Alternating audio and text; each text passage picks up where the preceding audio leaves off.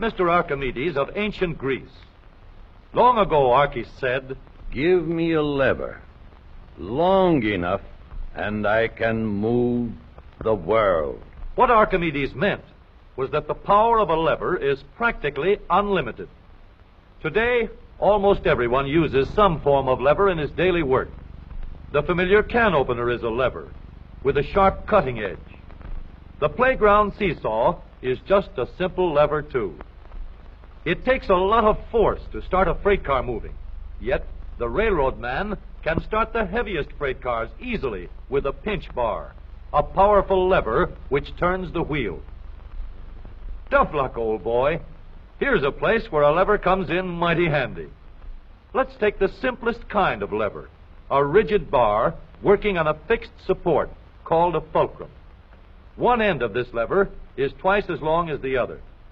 Let's put a 10-pound weight on this end, and now we'll put half as much weight on this end. 5 pounds, balance 10. If we have 25 pounds to lift, we just use a longer lever. The 5 pounds will now balance 5 times as much. Let's raise the lever in the air, change its shape a little, and we have a crank. Or we can add a second lever and have a double crank. Now the short arm moves 1/4 the distance, but we get 4 times the force. If we want continuous motion, we need more arms. Now we have levers that turn. The larger paddle wheel makes fewer turns, but it delivers more force. A paddle wheel is nothing but a never-ending series of levers. We can make the wheels stronger and lessen friction where the wheels touch each other by rounding off the edges and shaping them into teeth that will slide in and out smoothly. Now, the power flows smoothly and continuously through spinning leverage of gear wheels. Gears are made in many kinds and many sizes.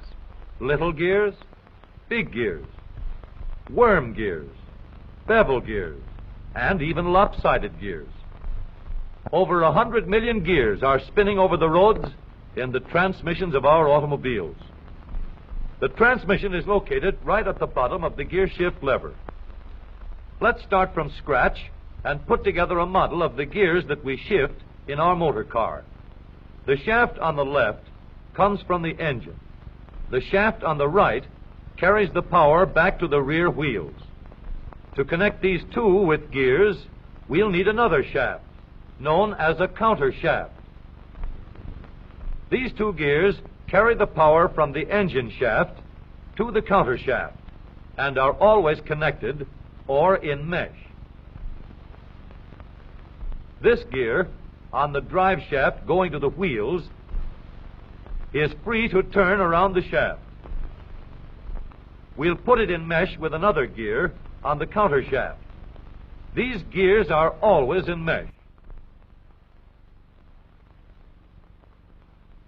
and keep turning while the engine is running. To switch from one set of gears to another, our transmission needs a short shaft like this, known as a clutch sleeve. It cannot turn on the drive shaft, but it is free to slide back and forth. On the sleeve, we'll mount a large gear, which we can shift back and forth to mesh with the small gear in the middle of the counter shaft.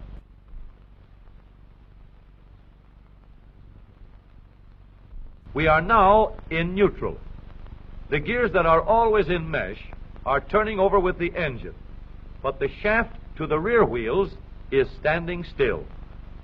A 3,000-pound automobile takes a lot of force to start. So in low speed, we get the greatest leverage by letting the smallest gear on the counter shaft turn the largest gear on the drive shaft. The engine on this model is running at a constant speed of 90 revolutions a minute. With low gears in mesh, the rear wheel is turning at 30 revolutions a minute, about a third the speed of the engine, but with 3 times the force. The power is going through these gears in the transmission.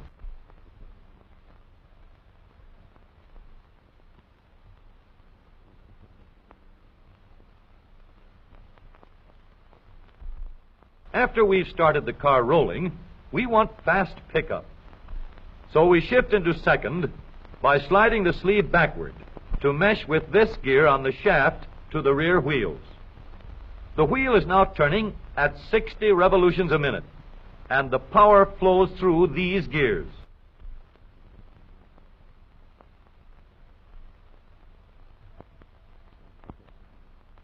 For higher speeds, we let the power go directly to the rear wheels. We shift the sleeve forward so that it meshes with the shaft from the engine. The power travels straight from the engine to the drive shaft.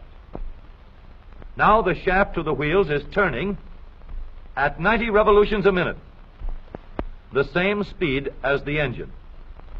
But here's a problem. An automobile must be able to go backward as well as forward. So we add one more set of gears to reverse the shaft to the rear wheels.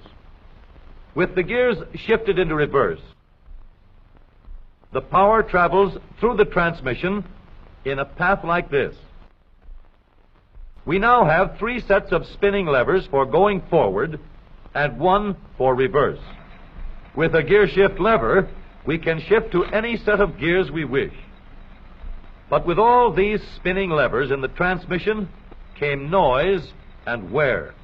Experts could shift gears quietly by careful timing of the gear shift and the engine speeds, but most of us made plenty of noise until new engineering developments made possible the long series of improvements that followed.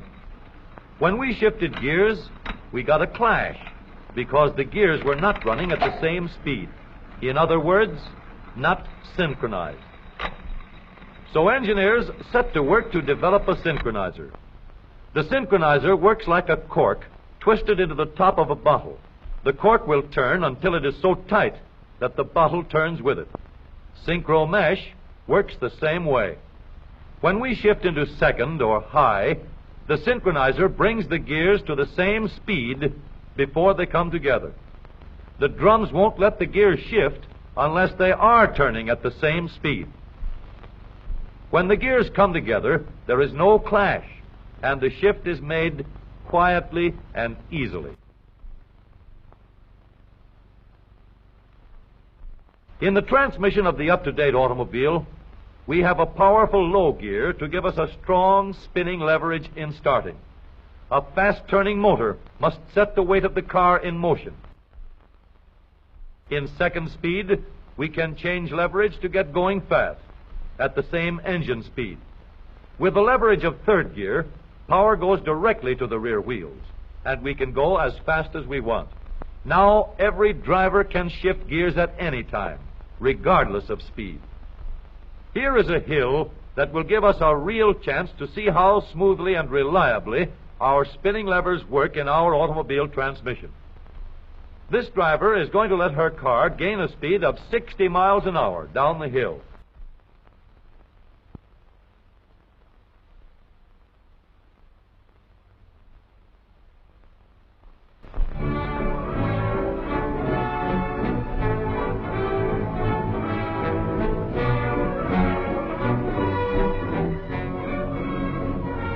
Then she will shift into second speed and bring her car easily and safely under control before it reaches the bottom of the hill.